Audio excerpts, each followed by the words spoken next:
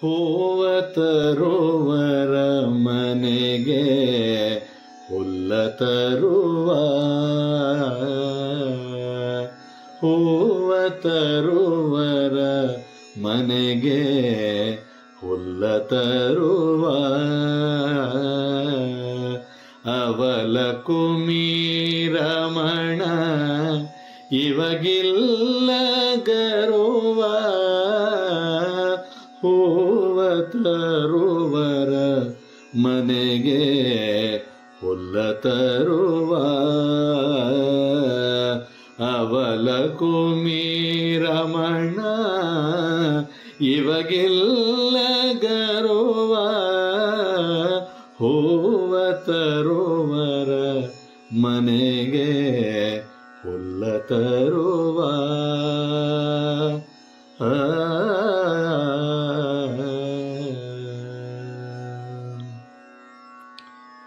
ಒಂದು ದಳ ಶ್ರೀ ತುಳಸಿ ಬಿಂದು ಗಂಗೋದಕವ, ಒಂದು ದಳ ಶ್ರೀ ತುಳಸಿ ಬಿಂದು ಗಂಗೋದಕವ, ಇಂದಿರಾ ರಮಣಗೆ ಅರ್ಪಿತವೆನ್ನುತ್ತ, ಇಂದಿರಾ ರಮಣಗೆ ಅರ್ಪಿತವೆನ್ನುತ್ತ, ಒಂದೇ ಮನದಲ್ಲಿ ಸಿಂಧು ಶಯನ ಮುಕುಂದನೆ, ಒಂದೇ ಮನದಲ್ಲಿ ಸಿಂಧು ಶಯನ ಮುಕುಂದನೆ,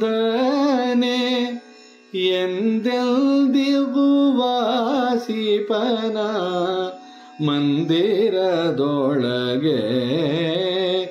ಎಂದೆಲ್ದು ವಾಸಿಪನ ಮಂದಿರದ ಒಳಗೆ, ಹೂವ ತರುವರ ಮನೆಗೆ ಹುಲ್ಲ ತರುವ, ಅವಲ ಕುಮೀರಮಣ ಇವಗೆಲ್ಲ ಗರುವ, ಹೂವ ತರುವರ ಮನೆಗೆ ಹುಲ್ಲ ತರುವ. ಕೃಷ್ಣ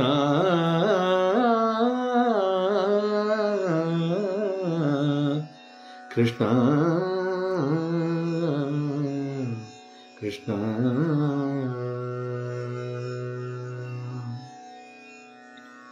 ಪಾಂಡವರ ಮನೆಯೊಳಗೆ ಕುದುರೆಗಳ ತಾ ತೊಳೆದು, ಪಾಂಡವರ ಮನೆಯೊಳಗೆ ಕುದುರೆಗಳ ತಾ ತೊಳೆದು, ಪುಂಡರೀಕಾಕ್ಷ ತಾ ಹುಲ್ಲನು ತೆನಿಸಿದ, ಪುಂಡರೀಕಾಕ್ಷ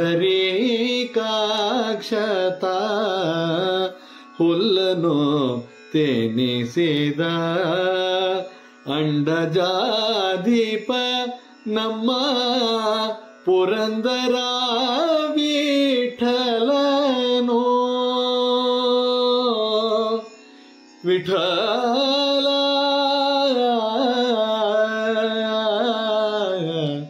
ವಿಠಲ ವಿಠಲ ವಿಠಲ,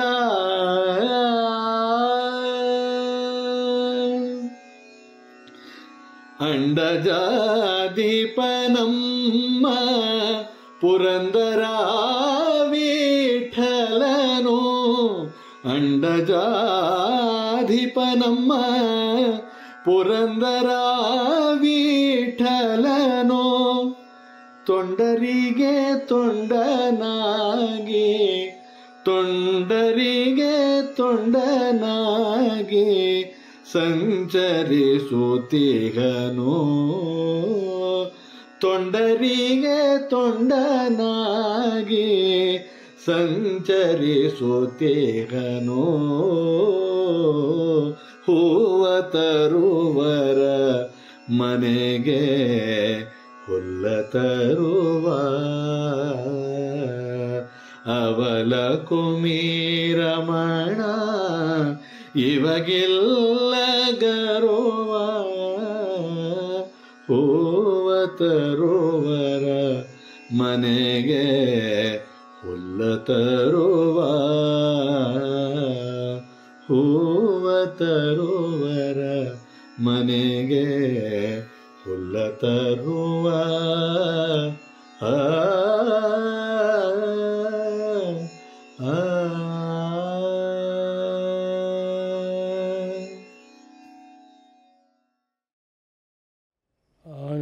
ಆನಂದಮಾನಂದಕರಂ ಪ್ರಸನ್ನಂ ಜ್ಞಾನಸ್ವರೂಪಂ ನಿಜಬೋಧಯುಕ್ತಂ ಯೋಗೀಂದ್ರಮೀಡ್ಯಂ ಭವರೋಗವೈದ್ಯಂ ಶ್ರೀಮತ್ಪರಂ ಬ್ರಹ್ಮಗುರುಂ ಸ್ಮರಾಮಿ. ದೇವಕೀ ಪರಮಾನಂದಂ ಕೃಷ್ಣಂ ವಂದೇ ಜಗದ್ಗುರುಂ. ಸರ್ವೋಪನಿಷದೋ ಗಾವಃ ದೋಗ್ಧಾ ಗೋಪಾಲನಂದನಃ ಪಾರ್ಥೋ ವತ್ಸಃ ಸುಧೀರ್ಭೋಕ್ತಾ ದುಗ್ಧಂ ಗೀತಾಮೃತಂ ಮಹತ್. ಎಲ್ಲೆಲ್ಲೂ ತಾನೇ ತಾನಾಗಿ ತುಂಬಿ ಬೆಳಗುವ ಪರಂಜ್ಯೋತಿ ರೂಪವಾದ ಮೂಲ ಗುರುತತ್ವಕ್ಕೆ ನಮೋ ನಮಃ. ಹೃನ್ಮಂದಿರದಲ್ಲಿ ಆರಾಧ್ಯ ಮೂರ್ತಿಗಳಾಗಿ ಬೆಳಗುತ್ತಿರುವ ಶ್ರೀರಂಗ ವಿಜಯಲಕ್ಷ್ಮೀ ಸದ್ಗುರು ದಂಪತಿಗಳ ಪವಿತ್ರ ಪದಪದ್ಮಗಳಿಗೆ ಹಾರ್ದವಾದ ಪ್ರಣತಿಗಳು. ಎಲ್ಲ ಸಹೃದಯರಾದ ಜಿಜ್ಞಾಸುಗಳಿಗೂ ಹಾರ್ದಿಕವಾದ ನಮನಗಳು.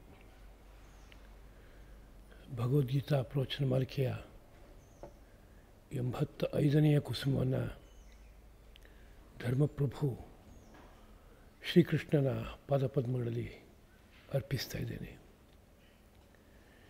ಈ ಹಿಂದಿನ ಪ್ರವಚನದಲ್ಲಿ ತಪಸ್ವಿಗಳಿಗಿಂತಲೂ ಯೋಗಿ ಶ್ರೇಷ್ಠ, ಜ್ಞಾನಿಗಳಿಗಿಂತಲೂ ಯೋಗಿ ಶ್ರೇಷ್ಠ, ಹಾಗೆ ಕರ್ಮಿಗಳಿಗಿಂತಲೂ ಯೋಗಿ ಶ್ರೇಷ್ಠ ಎಂಬ ಮಾತನ್ನು ಕೃಷ್ಣಪ್ರಭು ಹೇಳಿ, ತಸ್ಮಾತ್ ಯೋಗೀ ಭವಾರ್ಜುನ, ಆದ್ದರಿಂದ ನೀನು ಯೋಗಿಯಾಗು ಎಂಬ ಮಾತನ್ನು ಶ್ರೀಕೃಷ್ಣ ಪ್ರಭು ಆಡಿದ್ದಾನೆ. ಅಂದರೆ ತಪಸ್ಸಿನಲ್ಲಿ ಸಾರಭೂತವಾದದ್ದು ಯೋಗವೇ. ಜ್ಞಾನಯೋಗ ಅಂತ ಹೇಳಿದರೆ ಅಲ್ಲಿ ಸಾರಿಷ್ಠವಾದದ್ದು ಜೀವದೇವರ ಒಂದುಗೂಡುವಿಕೆ. ಹಾಗೆ ಆದರ್ಶವಾದ ಯಾವ ವರ್ಣಾಶ್ರಮೋಕ್ತವಾದ ಕರ್ಮಗಳಿದೆಯೋ ಆ ಕರ್ಮಗಳ ಲಕ್ಷ್ಯ ಜ್ಞಾನವೇ ಆಗಿದೆ, ಅಂದರೆ ಒಂದುಗೂಡುವುದೇ ಆಗಿದೆ. ಹೀಗಿರೋದ್ರಿಂದ ಆ ಸಾರಿಷ್ಠವಾದ ಭಾಗನ ಮರೆತು ಉಳಿದಿದ್ದನ್ನು ಇಟ್ಕೊಂಡ್ರೆ ಅದರಿಂದ ಲಾಭ ಆಗೋಲ್ಲಪ್ಪ. ತುಂಬ ಸಾರಿಷ್ಠವಾದ ಭಾಗವನ್ನು ಒಂದನ್ನು ಇಟ್ಕೊಳ್ಳೋದಾದರೆ ಉಳಿದಿದ್ದು ಒಂದು ವೇಳೆ ಕಡಿಮೆ ಇದೆ, ಇಲ್ಲವೇ ಇಲ್ಲ, ಹೀಗಾದರೂ ಸಹ ಮುಖ್ಯವಾದದ್ದು ಲಭಿಸ್ತು ಅನ್ನೋ ಒಂದು ಸಂತೋಷ ಸಿಗುತ್ತೆ, ಜೀವನ ಸಾರ್ಥಕತೆ ಪಡೆಯುತ್ತೆ. ಹೀಗಿರೋದ್ರಿಂದ ಯೋಗಿಯಾಗಿ ಆಗು ಎಂಬ ಮಾತನ್ನು ಕೃಷ್ಣ ಆದೇಶಿಸಿದ್ದಾನೆ. ಅದರ ಮುಂದಿನ ಮಾತು ಈ ಧ್ಯಾನ ಯೋಗವೆಂಬ ಹೆಸರಿನ 6ನೇ ಅಧ್ಯಾಯದ ಕೊನೆಯ ಶ್ಲೋಕದ ಸಂಖ್ಯೆ 47. ಯೋಗಿನಾಮಪಿ ಸರ್ವೇಷಾಂ ಮದ್ಗತೇನ ಅಂತರಾತ್ಮನ ಶ್ರದ್ಧಾವಾನ್ ಭಜತೆ ಯೋ ಮಾಂ ಸಮೇ ಯುಕ್ತತಮೋ ಮತಃ. ಯುಕ್ತ, ಯುಕ್ತತರ, ಯುಕ್ತತಮ ಅಂತ 3 ಶಬ್ದಗಳ ಬಳಕೆ ಇದೆ. ಯುಕ್ತ ಅಂದರೆ ಒಂದುಗೂಡಿದವನು, ಯುಕ್ತತರ ಅಂದರೆ ಹೆಚ್ಚು ಒಂದುಗೂಡಿದವನು, ಯುಕ್ತತಮ ಅಂದರೆ ಅತ್ಯಂತ ಅತಿಶಯವಾಗಿ ಒಂದುಗೂಡಿದವನು ಅಂತ ಅರ್ಥ. ಒಂದುಗೂಡಿದವನು ಅನ್ನೋದಕ್ಕೆ ಅರ್ಥ ಜೀವು ಭಗವಂತನ ಜೊತೆಗೆ ಸೇರಿರುವಂತಹ ಸಂದರ್ಭ ಅಂತ ಜ್ಞಾಪಿಸ್ಕೋಬೇಕು. ಈ ಜೀವ ಭಗವಂತನ ಜೊತೆಗೆ ಒಂದುಗೂಡಿದಾಗ ಅವನು ಆನಂದ ಘನ. ಈ ಜೀವ ಅವನ ಜೊತೆಗೆ ಸೇರಿಕೊಂಡಾಗ ಇದೂ ಸಹ ಆನಂದ ಘನವಾಗಿ ನಿಲ್ಲುತ್ತೆ. ಆದ್ದರಿಂದ ಆ ಒಂದುಗೂಡುವಿಕೆ, ಯೋಗ ಅನ್ನೋ ಶಬ್ದವೇ ಯುಕ್ತ ಅಂತಾಗಿದೆ. ಆ ಒಂದುಗೂಡುವಿಕೆಯಲ್ಲಿ ಅತ್ಯಂತ ಶ್ರೇಷ್ಠವಾದ ಒಂದುಗೂಡುವಿಕೆ ಯಾವುದಪ್ಪ ಅನ್ನೋ ವಿಷಯವನ್ನು ಹೇಳ್ತಾ ಇರುವ ಸಂದರ್ಭ. ಸರ್ವೇಷಾಂ ಯೋಗಿನಾಮಪಿ, ಎಲ್ಲ ಯೋಗಿಗಳಲ್ಲೂ ಸಹ, ಅಂದರೆ ನಾನಾ ಉಪಾಯಗಳನ್ನು ಬಳಸಿ ಯೋಗ ಸಾಧನೆ ಮಾಡ್ತಾ ಇರುವವರಲ್ಲೂ ಸಹ ಮದ್ಗತೇನ ಅಂತರಾತ್ಮನ, ಮದ್ಗತೇನ ನನ್ನಲ್ಲಿ ನೆಲೆನಿಲ್ಲಿಸಿದ ಅಂತರಾತ್ಮನ ಅಂತಃಕರಣದಿಂದ ಕೂಡಿ ಯಾವನು ಶ್ರದ್ಧಾವಂತನಾಗಿ ಮಾಂ ಭಜತೆ, ನನ್ನನ್ನು ಭಜಿಸುತ್ತಾನೋ ಸೇವಿಸುತ್ತಾನೋ ಸಹ ಅವನು ನನಗೆ ಯುಕ್ತತಮನೂ ಎಂಬುದಾಗಿ ಮತಃ ಇಷ್ಟ, ನನ್ನ ಆಶಯ. ಇಲ್ಲಿಗ 2-3 ಅಂಶಗಳನ್ನು ಜ್ಞಾಪಿಸ್ಕೋತಾ ಇರುವಂತಹ ವಿಷಯ ಇದೆ ಇಲ್ಲಿ. ಒಂದು ಸರ್ವೇಷಾಂ ಯೋಗಿನಾಂ ಅಂದರೆ ಎಲ್ಲ ಯೋಗಿಗಳು ಅಂತ.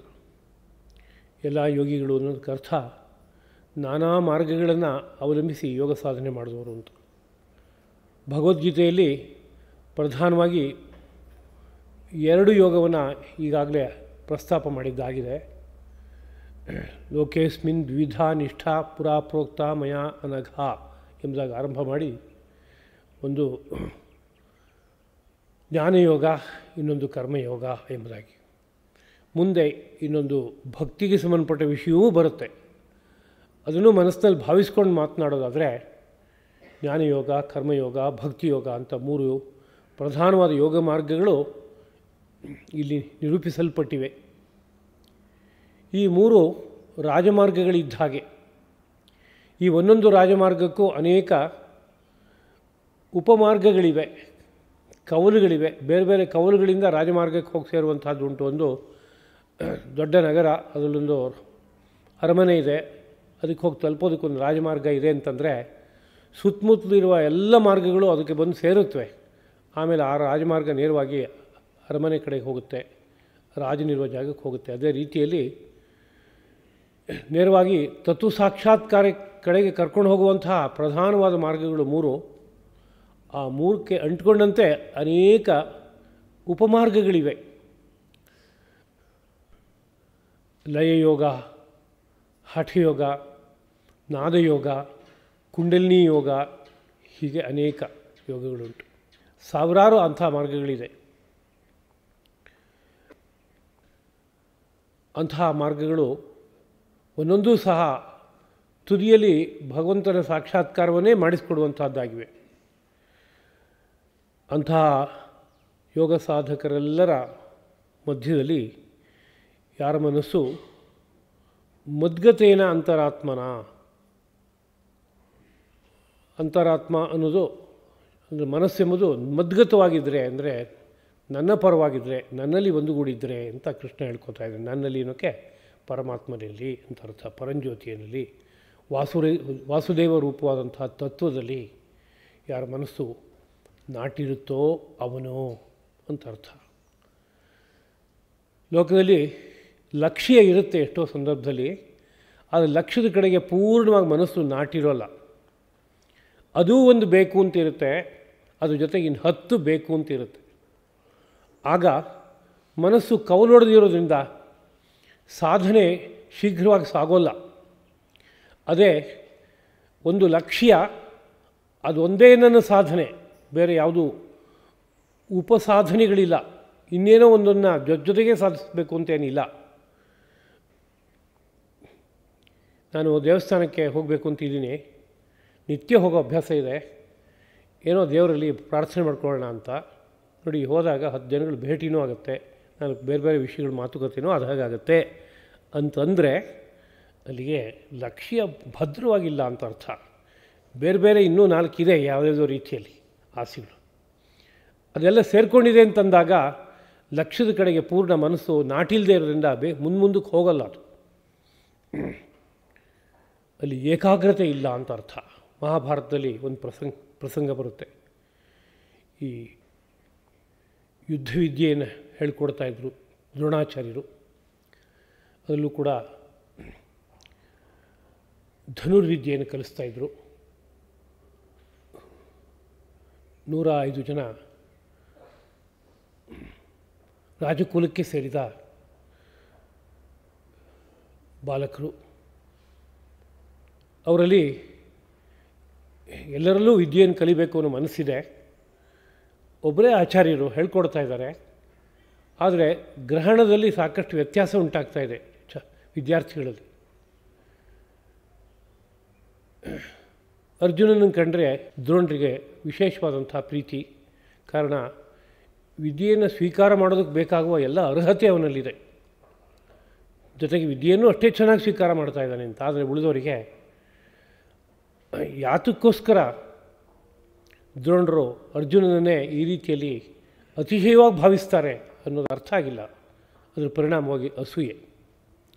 ಯಾವುದೋ ಒಂದು ಸಂದರ್ಭದಲ್ಲಿ ಅವರು ಈ ಲಕ್ಷ್ಯವನ್ನು ಕುರಿತು ಬಾಣವನ್ನು ಬಿಡುವ ವಿಷಯದಲ್ಲಿ ಯಾರು ನಿಷ್ಣಾತರು ಅನ್ನೋ ಬಗ್ಗೆ ಪರೀಕ್ಷೆ ಮಾಡಬೇಕು ಅಂತ ಹೊರಟರು ಅಂತ ಬರುತ್ತೆ. ಒಂದು ಮರದ ಮೇಲೆ ಒಂದು ಕೃತ್ರಿಮವಾದಂಥ ಹಕ್ಕಿಯನ್ನು ಕೂರಿಸಿ ಅದರ ಕಣ್ಣು ಕಾಣಿಸೋ ತರಹ ಇಟ್ಟು ಎಲ್ಲ ಮಕ್ಕಳನ್ನು ಕರೆದು ಸಾಲಾಗಿ ನಿಂತ್ಕೊಳ್ಳಿಯಪ್ಪ, ನೀವು ಮಾಡಬೇಕಾದ ಕಾರ್ಯ ಏನಪ್ಪ ಅಂದರೆ ಆ ಮರದ ಮೇಲ್ಗಡೆ ಎತ್ತರದಲ್ಲಿ ಒಂದು ಹಕ್ಕಿ ಇದೆಯಲ್ಲ, ಹಕ್ಕಿಯ ಕಣ್ಣಿಗೆ ನೀವು ಬಾಣವನ್ನು ಬಿಡಬೇಕು ಅಂತ. ಎಲ್ಲರೂ ಬಿಲ್ಲಿಗೆ ಬಾಣವನ್ನು ಯೋಜಿಸಿ ಲಕ್ಷ್ಯದ ಕಡೆಗೆ ಬಾಣವನ್ನು ತಿರುಗಿಸ್ಕೊಂಡು ಸಿದ್ಧವಾಗಿ ನಿಂತ್ಕೊಂಡ್ರು ಆ ಕಡೆಗೆ ನೋಡ್ತಾ. ದ್ರೋಣಾಚಾರ್ಯರು ಒಬ್ಬೊಬ್ಬರನ್ನೇ ಕೇಳಿದಂತೆ, ನಿನಗೆ ಏನು ಕಾಣ್ತಾ ಇದೆ ಈಗ ಅಂತ. ಒಬ್ಬ ಹೇಳ್ದ, ಒಂದು ಮರದ ಮೇಲ್ಗಡೆ ಒಂದು ಕೊಂಬೆ, ಅಲ್ಲೊಂದು ಹಕ್ಕಿ ಅಂತ, ಸಾಕು ಇರು. ಇನ್ನೊಬ್ಬನ ಕೇಳಿದರು, ಇಲ್ಲ ಒಂದು ಕೊಂಬೆ ಅದ್ರ ಮೇಲೆ ಹಕ್ಕಿ ಅಂತ. ಮತ್ತೊಬ್ಬನ ಕೇಳಿದರು, ಒಂದು ಕೊಂಬೆ ಕಾಣಿಸ್ತಾ ಇದೆ, ಕೊಂಬೆ ಹಿಂದ್ಗಡೆಗೆ ಆಕಾಶದಲ್ಲಿ ಒಂದು ಮೋಡ ಕಾಣಿಸ್ತಾ ಇದೆ, ಮುಂದೆ ಹಕ್ಕಿ ಕಾಣಿಸ್ತಾ ಇದೆ ಅಂತ. ಇನ್ನೊಬ್ಬನ ಕೇಳಿದರು. ಹೀಗೆ ಕೇಳ್ತಾ ಹೋದಾಗ ಒಬ್ಬೊಬ್ಬರನ್ನು ಹೇಳ್ತಾ ಹೋದರು. ಅರ್ಜುನನ ಪ್ರಶ್ನೆ ಕೇಳಿದಾಗ ಅರ್ಜುನ ಹೇಳಿದಂತೆ, ನಂಗೆ ಕಣ್ಣು ಒಂದು ಬಿಟ್ಟು ಬೇರೆ ಏನೂ ಕಾಣಿಸ್ತಾ ಇಲ್ಲ ಅಂತ. ಬಿಡು ಬಾಣನಾಗ ಅಂತ. ಬಾಣ ಬಿಟ್ಟರೆ ನೇರವಾಗಿ ಆ ಕಣ್ಣಿಗೆ ಹೊಡೀತು ಅಂತ. ಇದೊಂದು ಸಣ್ಣ ಪರೀಕ್ಷೆ. ಇದ್ರ ಹಿಂದ್ಗಡೆಗೆ ಏನಿದೆ ಅಂತ ಕೇಳಿದರೆ ಲಕ್ಷ್ಯದ ಕಡೆಗೆ ಮನಸ್ಸು ಎಷ್ಟು ನಾಟಿದೆ ಅನ್ನೋದನ್ನ ಪರೀಕ್ಷೆ ಮಾಡಿದ ಸಂದರ್ಭ ಆಗಿದೆ ಇದೀಗ. ಹಾಗೆ ಲಕ್ಷ್ಯದ ಕಡೆಗೆ ಮನಸ್ಸು ನಾಟಿದರೆ ಮಾತ್ರ ವಿದ್ಯೆ ಪೂರ್ಣವಾಗಿ ಬೆಳೆಯುತ್ತೆ ಮತ್ತು ಫಲಿಸುತ್ತೆ. ಅದು ಇಲ್ಲ ಅಂದರೆ ಫಲಿಸೋಲ್ಲ. ಮಕ್ಕಳನ್ನು ನೋಡ್ತೀವಿ ನಾವು, ಮಕ್ಕಳಲ್ಲಿ 10 ಥರದ ಉತ್ಸಾಹಗಳಿರುತ್ತೆ. ಪಾಠಗಳನ್ನು ಕೇಳಬೇಕು ಅನ್ನೋ ಮನಸ್ಸಿಂದ ಕೂತಿರ್ತಾರೆ, ಆದರೆ ಪಾಠವನ್ನು ಪೂರ್ತಿ ಕೇಳೋಲ್ಲ. ಯಾಕೆಂದರೆ ಪಾಠವನ್ನು ಕೇಳಬೇಕು, ಇದು ಅತ್ಯಂತ ಮುಖ್ಯವಾದದ್ದು ಅಂತ ಮನಸ್ಸು ನಿರ್ಣಯಕ್ಕೆ ಬಂದಿಲ್ಲ. ಹಾಗಿರೋದ್ರಿಂದ ಬೇರೆ ಬೇರೆ 10 ಚಿಂತನೆಗಳ ಮಧ್ಯದಲ್ಲಿ ಪಾಠದ 4 ಮಾತು ತಲೆಗೆ ಹೋಗುತ್ತೆ, ಅಷ್ಟೇ. ಹಾಗಾಗ್ಬಿಡುತ್ತೆ. ಹಾಗಲ್ಲ, ಈ ಕಾರ್ಯಕ್ಕೆ ಕೂತ್ಕೊಂಡಾಗ ಇದೊಂದೇ ನನ್ನ ಲಕ್ಷ್ಯ, ಈ ಕಡೆಗೆ ಪರಿಪೂರ್ಣವಾಗಿ ನನ್ನ ಮನಸ್ಸನ್ನು ಕೊಟ್ಬಿಡಬೇಕು ಅನ್ನೋ ರೀತಿಯ ಸ್ಥಿತಿ ಇದ್ದರೆ ಅದಕ್ಕೆ ಲಕ್ಷ್ಯದಲ್ಲಿ ನಾಟಿದ ಮನಸ್ಸು ಎಂಬುದಾಗಿ ಕರಿಬೋದು. ಅರ್ಜುನನನ್ನು ಚಲಲಕ್ಷ್ಯ ಭೇದನ ಚತುರ ಎಂಬುದಾಗಿ ಕರೆದಿರೋದುಂಟು. ಚಲಲಕ್ಷ್ಯ ಅಂದರೆ ಯಾವುದೋ ಒಂದು ಆಬ್ಜೆಕ್ಟ್ ಅಂತ ತೊಗೊಂಡ್ರೆ ಅದು ಸಂಚರಿಸ್ತಾ ಇದೆ, ಅದು ಹೇಗೋ ಸಂಚರಿಸ್ತಾ ಇದೆ ಚಂಚಲವಾಗಿ. ಆದರೂ ಇವನು ಒಂದು ಬಾಣಪ್ರಯೋಗ ಮಾಡಿದ್ರೆ ಅದು ನೇರವಾಗಿ ಅದಕ್ಕೆ ಹೋಗಿ ಹೊಡೆಯುತ್ತೆ ಅಂತಂದರೆ ಏನೋ ಒಂದು ವಿಶೇಷವಾದಂಥ ತಿಳುವಳಿಕೆ ಬೆಳೆದಿದೆ, ಗುರಿಗೆ ಸರಿಯಾಗಿ ಬಾಣವನ್ನು ಬಿಡುವಂಥ ಕಲೆ ಚೆನ್ನಾಗಿ ಒಲಿದಿದೆ ಅಂತ ಅರ್ಥ. ಹಾಗೆ ಪರಮಾತ್ಮ ಸಾಕ್ಷಾತ್ಕಾರ ಎಂಬುದೇ ಗುರಿಯಾಗಿದ್ದರೆ ಆಗ ಕೂತಲ್ಲಿ ನಿಂತಲ್ಲಿ ಹೋದಲ್ಲಿ ಬಂದಲ್ಲಿ ಎಲ್ಲ ವ್ಯವಹಾರಗಳ ಮಧ್ಯೆಯಲ್ಲೂ ಭಗವಂತನ ಸ್ಮರಣೆ ಒಂದು ಹಾಸುಹೊಕ್ಕಾಗಿ ಸೇರಿಕೊಂಡೇ ಇರುತ್ತೆ. ಅದು ನಾನು ಮಾಡುವ ಎಲ್ಲ ಕಾರ್ಯಗಳು ನನಗೆ ಆ ಭಗವತ್ ಸಾಕ್ಷಾತ್ಕಾರಕ್ಕೆ ಸಹಕರಿಸುವಂತೆ ಆಗಬೇಕು ಅನ್ನುವ ಒಂದು ಮನಸ್ಸಿರುತ್ತೆ. ಹಾಗಲ್ಲದೆ ನಾನು ಮಾಡುವ ಒಂದೊಂದು ಕಾರ್ಯವೂ ಬೇರೆ ಬೇರೆ ದಿಕ್ಕಿಗೆ ನನ್ನ ಮೈ ಮನಸ್ಸನ್ನು ರೂಪಿಸ್ಕೊಡುತ್ತೆ ಅಂತಾದರೆ ನಾನು ಗುರಿಯನ್ನು ತಲುಪೋಕ್ಕಾಗೋಲ್ಲ ಅಂತ ಒಂದು ನಿರ್ಣಯ ಆಗಿದೆ ಅಂತಾದಾಗ ಆ ಮನಸ್ಸು ಹುಟ್ಕೊಳ್ಳುತ್ತೆ. ಏನಪ್ಪ ಅಂದರೆ ಕೂತಲ್ಲಿ ನಿಂತಲ್ಲಿ ಹೋದಲ್ಲಿ ಬಂದಲ್ಲಿ ಎಲ್ಲ ಕಡೆಯಲ್ಲೂ ಒಂದೇ ವಿಷಯವನ್ನು ಭಾವಿಸುವಂಥದ್ದು. ಲೋಕದಲ್ಲಿ ನೋಡ್ತೇವೆ ನಾವು, ಯಾರೋ ಒಬ್ಬ ವಿಜ್ಞಾನಿ ತುಂಬ ದೊಡ್ಡ ಒಂದು ಸಂಶೋಧನೆ ಮಾಡಿದ್ದಾನೆ ಅಂತಾದರೆ ಅವನು ಹೇಗೆ ಸಂಶೋಧನೆ ಮಾಡಿದ್ದಾನೆ ಅನ್ನೋ ವಿಷಯವನ್ನು ಕೇಳ್ತಾ ಹೊರಟ್ರೆ ಗೊತ್ತಾಗುತ್ತೆ, ಕೂತಲ್ಲಿ ನಿಂತಲ್ಲಿ ಹೋದಲ್ಲಿ ಬಂದಲ್ಲಿ ಅವನಿಗೆ ಸದಾಶಿವನಿಗೆ ಅದೇ ಧ್ಯಾನ ಅಂತ ಅದು ಒಂದೇ ಸಮಸ್ಯೆಯನ್ನು ತಲೆಯಲ್ಲಿ ಇಟ್ಕೊಂಡು ಅಹೋರಾತ್ರ ಚಿಂತನೆ ಮಾಡ್ತಾ ಹೋದಾಗ ಯಾವುದೋ ಒಂದು ಕ್ಷಣಕ್ಕೆ ಒಂದು ಫ್ಲ್ಯಾಶ್ ಚಕ್ಕಂತೇನೋ ಹೊಳಿತು, ಅಲ್ಲೇನೋ ಒಂದು ರಹಸ್ಯ ಸಿಕ್ತು ಅವನಿಗೆ. ಆಮೇಲೆ ಅದರ ಹಿನ್ನೆಲೆಯಲ್ಲಿ ಅದಕ್ಕೆ ಬೇಕಾಗುವಂಥ ಒಂದು ಸಿದ್ಧಾಂತವನ್ನು ರೂಪಿಸಿಕೊಟ್ಟ. ಹೀಗೆ ತಾನೇ ಆಗಿದೆ ಅನ್ನೋದು ಕಂಡುಬರುತ್ತೆ. ಒಂದು ಲೌಕಿಕವಾದ ವಿಷಯದ ಸಾಧನೆಗೆ ಹೋದಾಗಲೂ ಸಹ ಪರಿಪೂರ್ಣವಾದ ಏಕಾಗ್ರತೆ ಮತ್ತು ಒಂದು ಲಕ್ಷ್ಯದಲ್ಲಿ ಮನಸ್ಸು ನಾಟಿರೋದು ಅತ್ಯಂತ ಮುಖ್ಯ ಅಂತ ಹೇಳುವಾಗ, ಇನ್ನು ಬಹಳ ದೂರದ ಯಾತ್ರೆ ಇದು ಪರಮಾತ್ಮ ಸಾಕ್ಷಾತ್ಕಾರ ಅನ್ನೋದು. ಒಂದು ದೃಷ್ಟಿಯಿಂದ ಬಹಳ ದೂರದ ಯಾತ್ರೆ, ಇನ್ನೊಂದು ದೃಷ್ಟಿಯಿಂದ ತುಂಬ ಹತ್ತಿರದ ಯಾತ್ರೆ. ಉಪನಿಷತ್ತು ಹಾಗೆ ಹೇಳುತ್ತೆ, ಅದು ತುಂಬ ದೂರದಲ್ಲಿದೆ, ತುಂಬ ಹತ್ತಿರದಲ್ಲಿದೆ ಅಂತ. ಅಂದರೆ ನಮ್ಮ ಮೈ ಮನಸ್ಸನ್ನು ಹೇಗೆ ಇಟ್ಕೊಂಡಿದ್ದೀವಿ, ಅದರಲ್ಲಿ ವಿಕಾರ ಏನೂ ಹುಟ್ಟದೇ ಇರುವಂತೆ ತುಂಬ ಚೆನ್ನಾಗಿ ಇಟ್ಕೊಂಡಿದ್ದೀವಿ ಅಂದರೆ ಅದು ತುಂಬ ಹತ್ತಿರದಲ್ಲಿದೆ ಭಗವಂತನ ಸಾಕ್ಷಾತ್ಕಾರ. ಇಲ್ಲ, ನಮ್ಮ ಮೈ ಮನಸ್ಸನ್ನು ಅನೇಕ ರೀತಿಯಾದ ಮಾಡಬಾರದ ಕಾರ್ಯಗಳಿಂದ ಪಾಪ ಸಂಗ್ರಹ ಮಾಡಿಕೊಂಡು ಅದರ ಪರಿಣಾಮವಾಗಿ ವಿಕಾರಕ್ಕೆ ಒಳಪಡಿಸಿದ್ದೀವಿ ಅಂತಾದರೆ ಆಗ ಆ ಪರಮಾತ್ಮ ಸಾಕ್ಷಾತ್ಕಾರ ಅನ್ನೋದು ಬಹಳ ದೂರದ ವಿಷಯ ಅಂತ ಅನಿಸುತ್ತೆ. ಆದರೆ ಅದು ಹತ್ತಿರದಲ್ಲಿರಲಿ ದೂರದಲ್ಲಿರಲಿ, ಅದೇ ಜೀವನದ ಲಕ್ಷ್ಯ ಅನ್ನೋದು ಸ್ಪಷ್ಟವಾಗಿದ್ದರೆ ಆಗ ಆ ಕಡೆಗೆ ಪೂರ್ಣವಾಗಿ ಮನೋಬುದ್ಧಿ ಇಂದ್ರಿಯ ಎಲ್ಲವನ್ನು ಕೊಡುವಂತೆ ಮಾಡುತ್ತೆ. ಅದು ಹಾಗೆ ಆಗಬೇಕು. ಹಾಗಿದ್ದರೆ ಅವನು ಯುಕ್ತತಮ ಎಂಬುದಾಗಿ ನಾನು ಭಾವಿಸ್ತೇನೆ ಎಂಬುದಾಗಿ ಒಂದು ಮಾತು. ಎರಡನೇದು ಶ್ರದ್ಧೆ ಬಗ್ಗೆ ಇನ್ನೊಂದು ಮಾತಿದೆ. ಶ್ರದ್ಧಾವಾನ್ ಭಜತೆ, ಶ್ರದ್ಧಾವಂತನಾದ ಯಾವನು ನನ್ನನ್ನು ಭಜಿಸುತ್ತಾನೋ ಅವನು ನನಗೆ ಯುಕ್ತತಮನು. ಅಂದರೆ ಶ್ರದ್ಧಾವಂತನಾಗಿ ಭಜಿಸು ಅಂತ. ಲಕ್ಷ್ಯ ಒಂದೇ ಆಗಿದೆ, ಆದರೆ ಶ್ರದ್ಧೆ ಕಡಿಮೆ ಇದೆ ಅನ್ನುವ ವಿಷಯವೂ ಉಂಟು. ಶ್ರದ್ಧೆ ಯಾಕೆ ಕಡಿಮೆ ಇದೆ ಅಂತ ಕೇಳಿದ್ರೆ, ಯಾವುದೋ ಲಕ್ಷ್ಯ ಇದೆಯಲ್ಲ, ಆ ಲಕ್ಷ್ಯ ಅತ್ಯಂತ ದೊಡ್ಡದು, ಅದಕ್ಕಿಂತ ದೊಡ್ಡ ಸಾಧನೆ ಇನ್ನೊಂದಿಲ್ಲ ಅನ್ನೋ ಬುದ್ಧಿ ಬಂದಾಗ ಹುಟ್ಟುವಂತಹ ಮನಸ್ಸಿನ ಒಂದು ಸ್ಥಿತಿಗೆ ಶ್ರದ್ಧಾ ಎಂಬುದಾಗಿ ಕರೀತಾರೆ.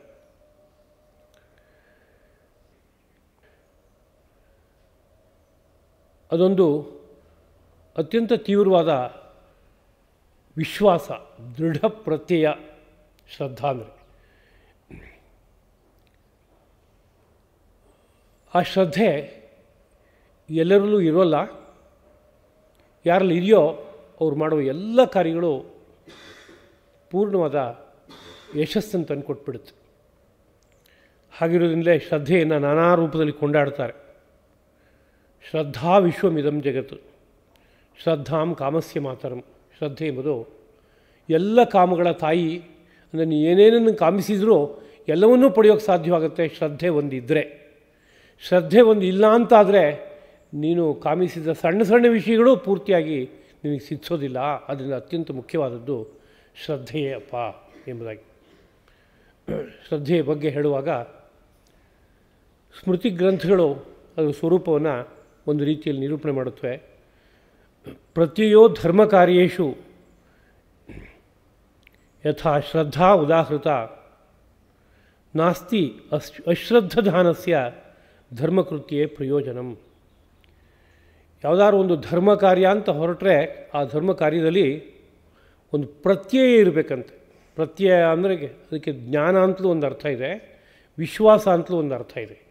ತುಂಬ ಚೆನ್ನಾದ ಜ್ಞಾನ ಇದ್ದಾಗ ವಿಶ್ವಾಸ ಬೆಳೆಯುತ್ತೆ. ಒಂದು ವಿಷಯದ ಬಗ್ಗೆ ಚೆನ್ನಾಗಿ ತಿಳುವಳಿಕೆ ಇಲ್ಲ ಅಂತಾದರೆ ಅದ್ರ ಬಗ್ಗೆ ವಿಶ್ವಾಸವೂ ಚೆನ್ನಾಗಿ ಬೆಳೆಯೋಲ್ಲ. ಅದರಿಂದ ವಿಶ್ವಾಸ ಅಂತಲೂ ಅರ್ಥ ಹೇಳ್ಬೋದು, ಪ್ರತ್ಯಯ ಅನ್ನೋ ಶಬ್ದಕ್ಕೆ ಜ್ಞಾನ ಅಂತಲೂ ಅರ್ಥ ಹೇಳ್ಬೋದು. ಆ ಒಂದು ಧರ್ಮ ಕಾರ್ಯದಲ್ಲಿ ತುಂಬ ವಿಶೇಷವಾಗಿ ವಿಶ್ವಾಸ ಬೆಳಿಬೇಕಾದ್ರೆ ಅದು ಯಾಕೋಸ್ಕರ, ಅದು ಹೇಗೆ ನಮ್ಮನ್ನು ಉದ್ಧಾರ ಮಾಡುತ್ತೆ ಅನ್ನೋ ಬಗ್ಗೆ ಚೆನ್ನಾದ ಪರಿಚಯ ಮತ್ತು ಅದರ ಮೇಲೆ ಒಂದು ನಂಬಿಕೆ, ವಿಶ್ವಾಸ ಇದು ಬೆಳೆದಿದ್ದರೆ ಅದಕ್ಕೆ ಶ್ರದ್ಧಾ ಎಂಬುದಾಗಿ ಕರಿಬೇಕು. ಯಾರಿಗೆ ಧರ್ಮ ಕಾರ್ಯಗಳ ವಿಷಯದಲ್ಲಿ ಶ್ರದ್ಧೆ ಇಲ್ವೋ ಅವನಿಗೇನು ಪ್ರಯೋಜನ ಆಗೋಲ್ಲ. ಇದು ಧರ್ಮಜ್ಞರ ಶಾಸನ.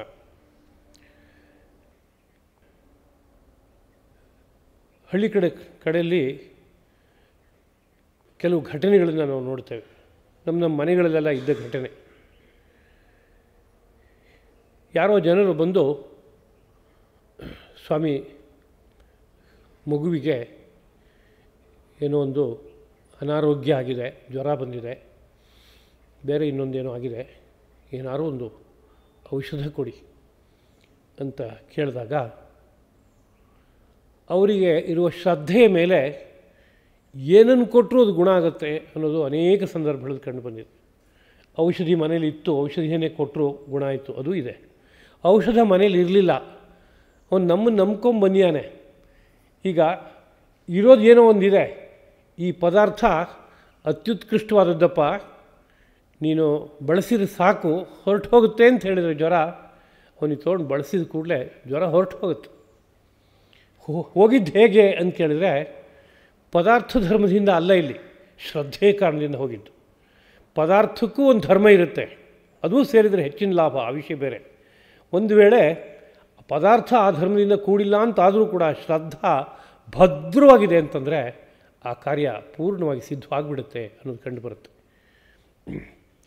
ಇವತ್ತು ಮಾಡರ್ನ್ ಮೆಡಿಸಿನ್ನಲ್ಲಿ ಫೇತ್ ಕ್ಯೂರ್ ಅಂತ ಒಂದು ಪದವನ್ನು ಬಳಸೋದಿದೆ. ಟೆಕ್ಸ್ಟ್ ಬುಕ್ಕಲ್ಲೂ ಸಹ ಆ ಪದವನ್ನು ಅನೇಕ ಕಡೆಗಳಲ್ಲಿ ಬಳಸಿದ್ದಾರೆ ಎಂಬುದಾಗಿ ಕೇಳ್ತೇವೆ.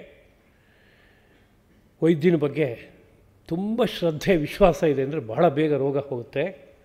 ವೈದ್ಯನ ಬಗ್ಗೆ ಸ್ವಲ್ಪ ಅವಿಶ್ವಾಸ ಇದೆ ಅಂದರೆ ಅವನ ತಿಳುವಳಿಕೆ ಎಷ್ಟೇ ಚೆನ್ನಾಗಿದ್ದರೂ, ಅವನು ಎಷ್ಟೇ ಉತ್ತಮವಾದ ಔಷಧವನ್ನು ಕೊಟ್ಟರು ಅದು ರೋಗ ಗುಣ ಆಗಲ್ಲ ಅಂತ ಇಂಥದ್ದು ಅನೇಕನ ನಾವು ನೋಡ್ತೇವೆ. ಆದ್ದರಿಂದ ಶ್ರದ್ಧೆ, ನಂಬಿಕೆ ಇದಕ್ಕೆ ತುಂಬ ದೊಡ್ಡ ಸ್ಥಾನ ಇದೆ.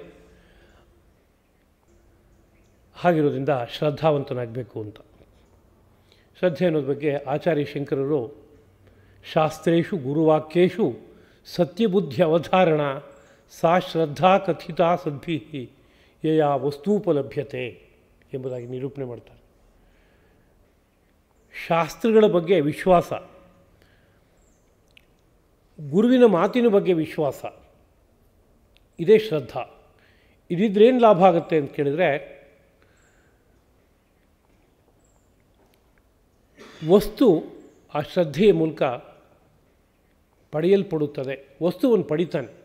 ಯಾವುದರ ಬಗ್ಗೆ ಇವನಿಗೆ ಶ್ರದ್ಧೆ ಬಂದಿದೆಯೋ, ಉದಾಹರಣೆ ಈ ಔಷಧ ತೊಗೊಂಡ್ರೆ ಈ ರೋಗ ಹೋಗುತ್ತೆ, ಈ ಮಂತ್ರವನ್ನು ಜಪಿಸಿದರೆ ಈ ದೇವತಾ ಸಾಕ್ಷಾತ್ಕಾರ ಆಗುತ್ತೆ, ಈ ದಿಕ್ಕಲ್ಲಿ ಹೋದರೆ ಇಂತಹ ಸತ್ಯ ಸಿಗುತ್ತೆ ಅಂತ ಶಾಸ್ತ್ರವೋ ಗುರುವಾಕ್ಯವೋ ಒಂದನ್ನು ಹೇಳಿಕೊಟ್ಟಾಗ ಅದನ್ನು ಭದ್ರವಾಗಿ ಯಾರು ಭಾವಿಸ್ತಾನೋ ಅಂಥವನಿಗೆ ಆಯಾ ವಿಷಯಗಳು ಸಿಕ್ಬಿಡುತ್ತೆ. ಇದನ್ನೇ ಕಾಳಿದಾಸ ಮಹಾಕವಿ ಒಂದು ಕಡೆಯಲ್ಲಿ ಹೀಗೆ ಹೇಳ್ತಾನೆ: ಮಂತ್ರೇ ತೀರ್ಥೆ ದ್ವಿಜೇ ದೈವೇ ದೈವಜ್ಞೆ ಭೇಷಜೆ ಗುರೌ ಯಾದೃಶೀ ಭಾವನಾ ಯಸ್ಯ ಸಿದ್ಧಿರ್ಭವತಿ ತಾದೃಶಿ ಅಂತ ನಾಟಕದ ಮಾತು. ಆದರೆ ಯೋಜನೆ ಮಾಡಿದವನು ಕಾಳಿದಾಸ, ಅದರಿಂದ ಕಾಳಿದಾಸನ ಮಾತು ಎಂಬುದಾಗಿ ಕರಿಬೇಕು. ಭಾವನೆ ಹೇಗಿರುತ್ತೋ ಹಾಗೆ ಸಿದ್ಧಿ ಹುಟ್ಟುತ್ತಪ್ಪ ಅಂತ.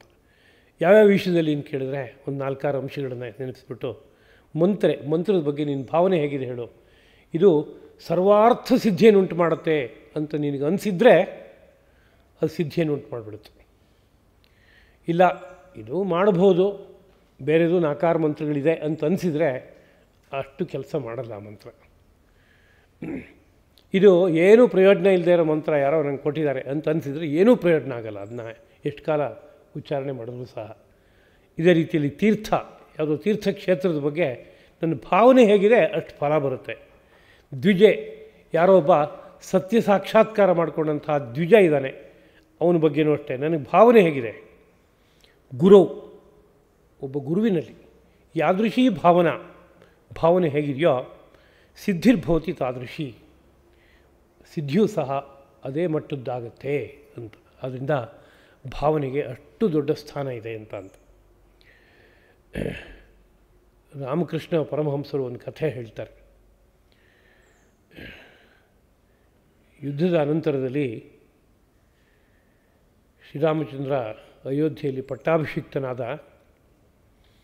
ಆ ಕಡೆ ವಿಭೀಷಣನನ್ನು ಆ ಕ್ಷೇತ್ರಕ್ಕೆ ಅಧಿಪತಿಯನ್ನಾಗಿ ಪಟ್ಟಾಭಿಷೇಕ ಮಾಡಿದ್ದಾಯಿತು.